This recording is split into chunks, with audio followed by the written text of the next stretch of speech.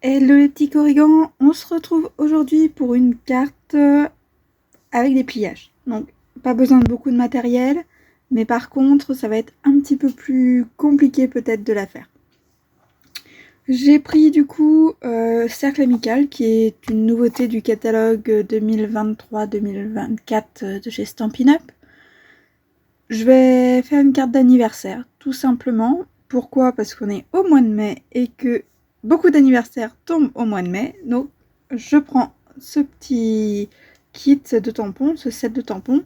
Je vais juste utiliser Je te souhaite, joyeux anniversaire et les petites fleurs, parce que les fleurs vont s'accorder avec notre papier Stampin' Up. En couleur, j'ai pris Fraisia en fleurs. Pourquoi Fraisia en fleurs? Tout simplement parce que le papier qui me reste dans mon petit atelier, c'est un papier du coup de Celebration, donc de janvier-février 2023, que je n'ai pas terminé, donc je vais l'utiliser pour faire cette petite carte. Il y a de très beaux papiers actuellement aussi au catalogue, n'hésitez pas à aller les voir. Donc Fraisia en fleurs, c'était une incolore, maintenant elle fait partie des couleurs qu'on a toute l'année. Alors, on va commencer tout simplement avec cette feuille blanche. Je vais vous montrer une des cartes que j'ai réalisées. Hop, voici. Donc cette carte, je l'ai faite avec du chamois de cuivré. Le papier, c'est pas un papier de chez Stampin' Up. Ici, on a un petit cordon en argenté que vous pouvez retrouver également au catalogue. Et on l'ouvre comme ceci. Hop. Donc, c'est volontaire que je n'ai pas mis de papier à motif ici. Tout simplement parce que je souhaite faire une carte qui fasse moins de 20 grammes. Donc ici, vous avez un bout de papier blanc, un petit bout du coup de papier avec motif et 3 triangles. Sachez que voilà, là cette carte finie, elle fait 18 grammes. Donc avec son enveloppe, pas de problème, ça passe avec un seul timbre. Je l'ai également réalisé dans... J'ai une teinte qui s'appelle du coup Après-midi Azur. Donc là je l'ai fait en forme rectangle pour que ça rentre vraiment pile poil dans une enveloppe standard. Donc c'est pareil, j'ai pas mis partout du papier. Là vous voyez que c'est un rectangle, ça fait vraiment la taille d'une carte, on peut vraiment écrire beaucoup. Après c'est vrai que quand on est plusieurs, on peut écrire sur les parties blanches, ce qui est assez pratique. Par contre, cette carte-ci, elle est quand même à 22 grammes. 22 grammes, c'est un peu beaucoup quand même, il faut 2 timbres du coup. C'est un peu dommage. Donc c'est pour ça que je l'ai refaite en carré, comme ça a permis d'enlever quand même quelques épaisseurs et quelques grammes sur cette petite carte. Allez, on y va. Je prends ma feuille blanche. Donc c'est une feuille blanc simple. Je vais faire une marque à 10,5, une autre à 21, une marque à 10,5, une autre encore à 21 cm. Je coupe à 21 cm. Alors oui, ma lame de scalpel n'est plus toute neuve, donc comme vous voyez, il y a encore un petit bout ici qui s'est accroché. Hop, je repasse un petit peu et c'est fait. Alors, malheureusement, mon bout ne fait pas 19,5 ici. Il est un peu plus petit, donc il faudra que je prenne peut-être une autre feuille si je veux faire le petit morceau blanc ici. Après, ça, c'est vous qui décidez. On n'est pas forcé de mettre un morceau encore ici. Si on retire juste les deux papiers qu'il y a là, le motif et le blanc avec les petits tamponnages, on gagne quand même encore quelques grammes.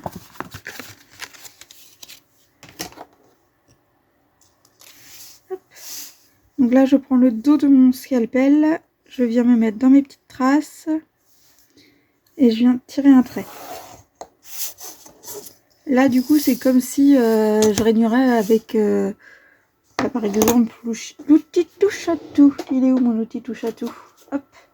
L'outil touche à tout avec sa petite bille en bout. Donc vous avez une plus ou moins grosse.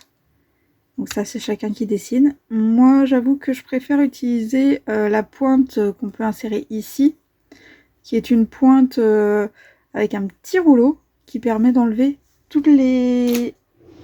en fait, de défaire toutes les petites découpes qu'on peut avoir dans un dies. Donc voilà, dans une matrice de découpe. Hop.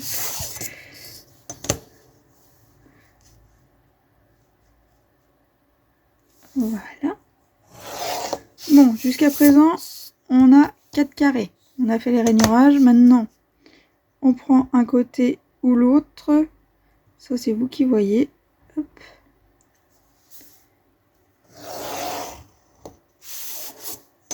On est bon. On a fait une diagonale rainurée, pas coupée. Et par contre, ici, on va faire une coupe, voilà, d'un angle à l'autre du carré. En diagonale, comme toujours. Hop. Et forcément, ma lame ne veut pas couper. Voilà. Donc, on est bon. Maintenant, on va plier. On récupère. Alors oui, parce que vu que j'ai coupé sur mon tapis de coupe, qui est assez vieux aussi, hein, ça reste parfois bien ancré dedans. J'appuie bien pour bien marquer mon pli. Donc normalement, on est bien sur du bord à bord. Tout est bon. Et maintenant, hop.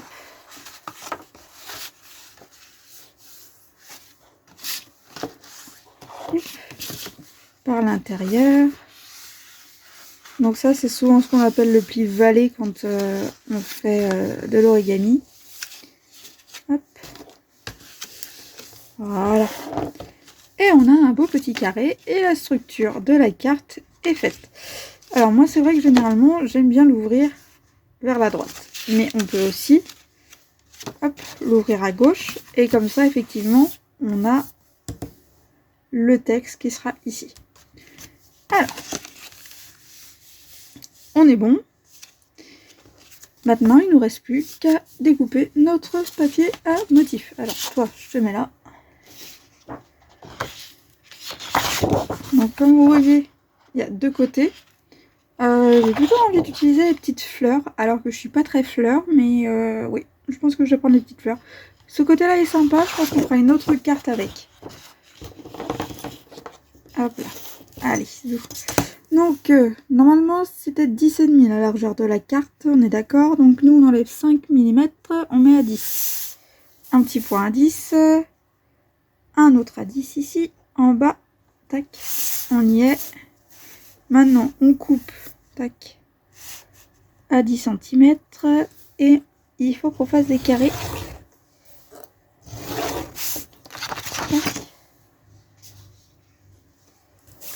Donc il faut savoir que selon votre papier, selon le grammage de votre papier pour être exact, votre carte pèsera plus ou moins lourd. Il y a des types de papier qui effectivement sont plus lourds que d'autres.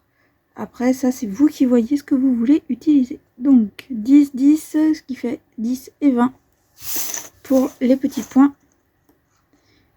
Ensuite, hop. Hop.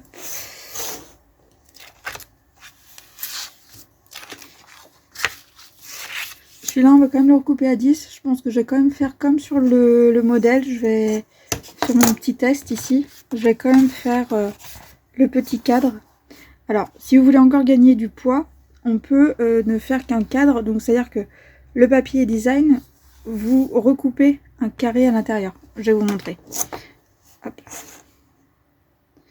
Donc ici, on enlève 5 mm, puisque généralement, nos grands papiers de scrap, tous ceux qui sont vendus, que ce soit chez Action, Stampin' Up et autres, Artélis, Rougier, Play, enfin, il y en a quand même un sacré nombre d'endroits et de marques que vous pouvez trouver, font 30,5 sur 30,5. Donc il y a toujours 5 mm de plus. Donc celui-ci, si on l'utilise, comme j'ai dit, pour faire le fond ici, le petit cadre, effectivement, si j'ai envie, je peux faire un petit cadre à 1 cm. Tac, tac, tac, tac, tac. 9, 1.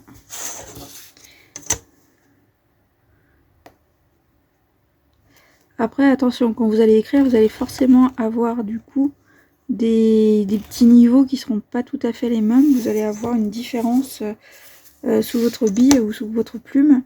Et parfois, il y a des gens qui aiment pas du tout ça quand ils écrivent. Ils aiment bien que leur support soit bien homogène et qu'il n'y ait pas ce risque de faire une bavure parce que c'est pas droit. Il y a une petite poussière, il y a un petit rebord, il y a un petit truc en dessous. Wow, j'aime pas. Bah ça dépend de chacun. Voilà.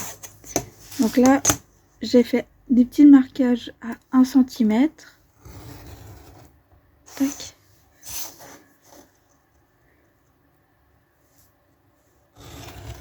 Maintenant, j'essaye de rejoindre mes petites lignes. Tac. Pour pouvoir détacher mon carré.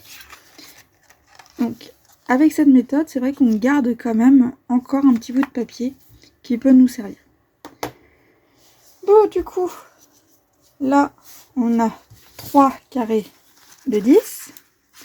Il faut encore que je coupe par le milieu pour mettre mes triangles.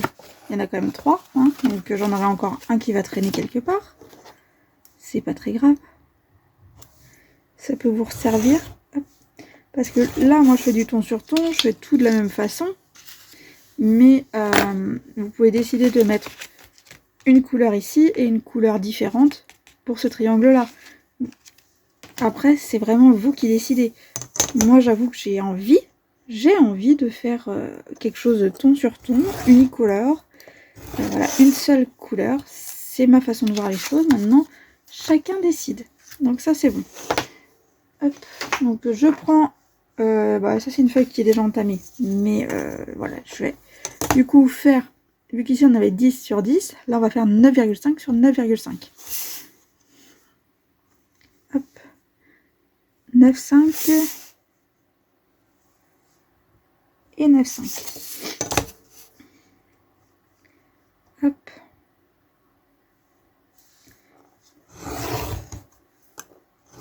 Alors oui, je coupe la bande entière parce que c'est plus facile après pour s'y retrouver. Et ici, 9,5. Et hop, on se remet bien. Tac, 9,5. J'ai fait une marque. Bon, c'est pas grave, le papier blanc peut se mettre des deux côtés. C'est l'avantage qu'on a. Qui c'est qui saura qu'il y avait une marque à l'arrière? Personne. Hop. On est bon. Maintenant, j'ai tous mes morceaux. Ici, les deux qui se collent, je pense qu'on va les mettre en dessous. On va déjà les coller. Hop.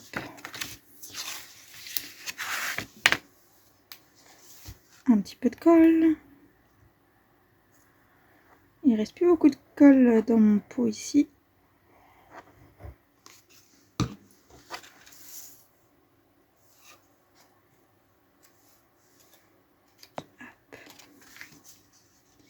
Donc il va y avoir vraiment très peu de blanc autour. On essaye d'égaliser ces blancs. Tac.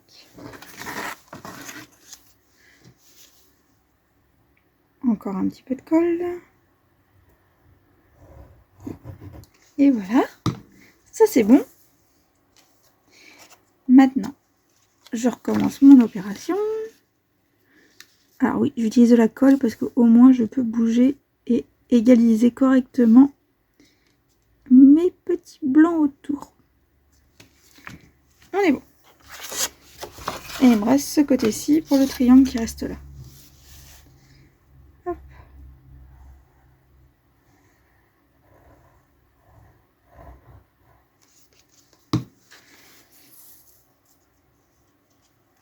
J'avoue que l'arrière, ça me fait penser un peu aux années 70-80. Je sais pas pourquoi, mais ouais, ça me rappelle vraiment ça. Hop. on est bon. On referme. Donc voilà, on a déjà le visuel. Et là, vous voyez que je suis pas droite. Ok, là c'est mieux. On a notre visuel de carte qui est déjà fait. Hop. Maintenant, j'ai besoin d'un cercle. Donc ça, c'est un cercle que j'ai coupé aussi dans un papier blanc simple. Et ici, du coup, j'ai mon petit carré. Alors, le petit carré, je vais utiliser un papier de brouillon qui a déjà servi, c'est pas grave, on s'en fiche. Je vais prendre mes petits tampons que j'ai montés sur un petit bloc. Je prends mon encreur et j'ai quand même envie de faire encore ces petites fleurs dans les angles. Alors là, vous voyez que...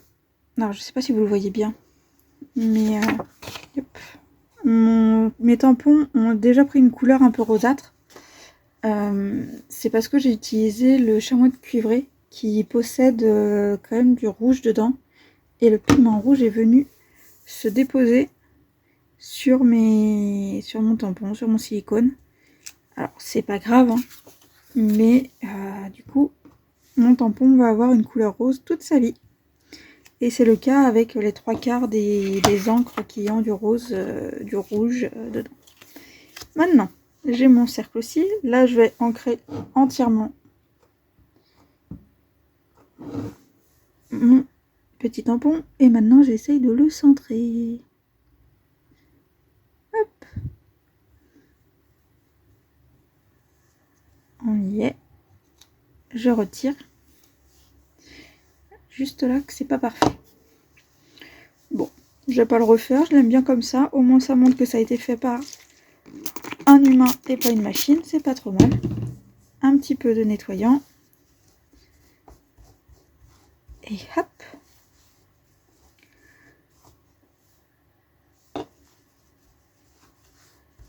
Voilà, tampon nettoyé. Maintenant on peut tout ranger. On a fini avec l'encre. On a fini avec les tampons. On a fini avec ceci. Alors, je vais remettre un petit peu de cordelette comme ceci. Parce que je trouve ça sympathique. Après, c'est pas une obligation. On peut le faire avec en mettant en dessous, par exemple, un petit feuillage, un petit... par exemple, des petits coquillages, des petites choses comme ça. Il y a quand même des choses très très intéressantes à utiliser chez Stampin' Up. Je vous ferai peut-être une vidéo avec un autre modèle, mais toujours sur le même principe. Et c'est vrai qu'elle est sympathique, cette petite carte. Alors, par contre, je souhaite mettre mon cercle au milieu. Donc, on est au milieu à peu près. Maintenant, je vais faire une marque. Pourquoi je fais cette marque-là, derrière? Tout simplement parce que ça va me permettre de savoir que ici, je peux mettre tout ce que je veux. C'est-à-dire que je vais mettre, par exemple, du scotch double face. Si je mets du scotch double face, je vais le mettre de ce côté-là. Tac. Parce que ce sera caché et que ce sera collé.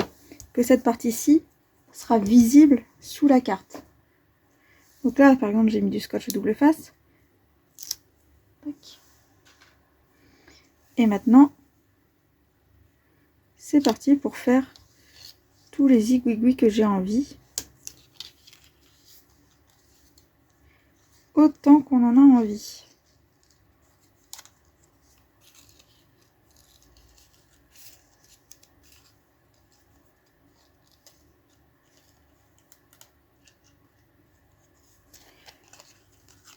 Ouais. Bon. C'est pas top top.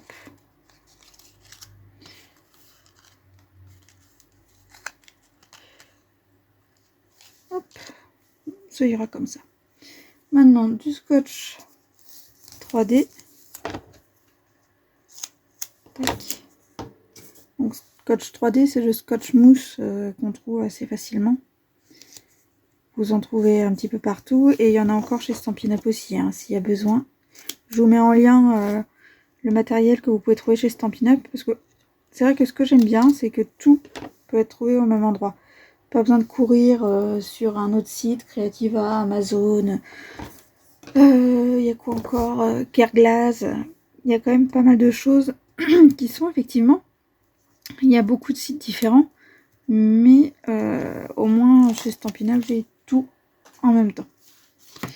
Donc j'ai mis mon grand bout ici, mes petits brins sont bien affichés. Hop, je voudrais bien essayer. Est-ce que si je passe par en dessous, ça fonctionne bien? Ouais. Hop là. Et ben voilà. Super, nickel.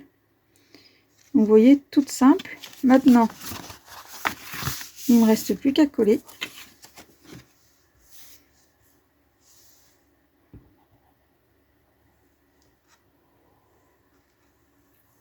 Hop là. Tac.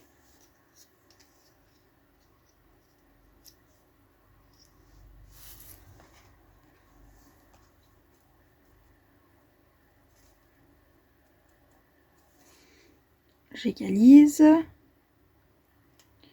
On est bon. Et je remets de la colle juste sur le cadre.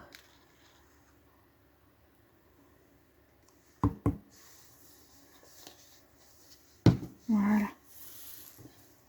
Hop. Et je l'ai encore fait à droite. Hein. Purée, je voulais le faire à gauche cette fois-ci. Bon, c'est pas grave. Je l'ai fait sans réfléchir. Je voulais faire une ouverture à gauche cette fois-ci, mais bon, c'est pas grave. Ce sera une ouverture à droite sur cette carte encore. L'ouverture à gauche, il a fait que je mette comme ça. Et dans ces cas-là, il fallait que je mette mon rond dans l'autre sens. C'est pas grave. Elle sera sympathique quand même. Donc voilà. Et notre petite carte est finie. On a vraiment fait quelque chose de très simple en très peu de temps. Bon, moi j'ai dû mettre quand même, allez, 20 à 30 minutes, je sais pas trop, pour vous présenter l'ensemble. Mais elle est toute simple à faire. Vraiment. Vous voyez, vous avez 3 modèles que je vous ai fait. Il est où le bleu? Bleu, bleu, bleu, t'es parti où? Hop. Voilà. Alors, là, elle vient d'être faite. Vous les mettez sous poids. Par exemple, vous mettez un livre au-dessus. Elles vont prendre quand même leur forme. Là, vu qu'elles viennent d'être faites, certaines ont été faites hier et je ne les ai pas mises sous poids. Donc, du coup, elles s'ouvrent. Après, si vous voulez vraiment qu'elles soient fermées tout de suite, rien ne vous empêche de glisser en dessous avant de coller votre rond un ruban.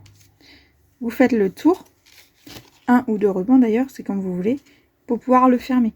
Vous fermez votre carte dans ces cas-là avec un ruban. C'est possible. Ou le cordon, ici, à la place de faire des zigouigouis, parce que vous voyez, hein, c'est vraiment aléatoire mes zigouigouis. C'est 3 choses totalement différentes. Sinon, vous utilisez ces petites cordelettes pour faire le tour et fermer. Donc ça, c'est possible. Après, c'est une carte qui tient debout aussi. C'est voilà, c'est quand même sympathique. Là, je l'ai fait dans un camailleux. Si j'ai le temps ou l'envie, je vous la ferai avec d'autres tampons. Et voilà, on verra qu'est-ce que vous préférez. Voilà. Quelle est la carte que vous préférez? Ici, n'hésitez pas à me dire si vous préférez le chamois cuivré, fraisier en fleurs ou après-midi azur, pardon. J'allais dire d'azur, mais non, c'est juste après-midi azur. Donc, ouais, c'est des cartes toutes simples, mais je les trouve sympathiques.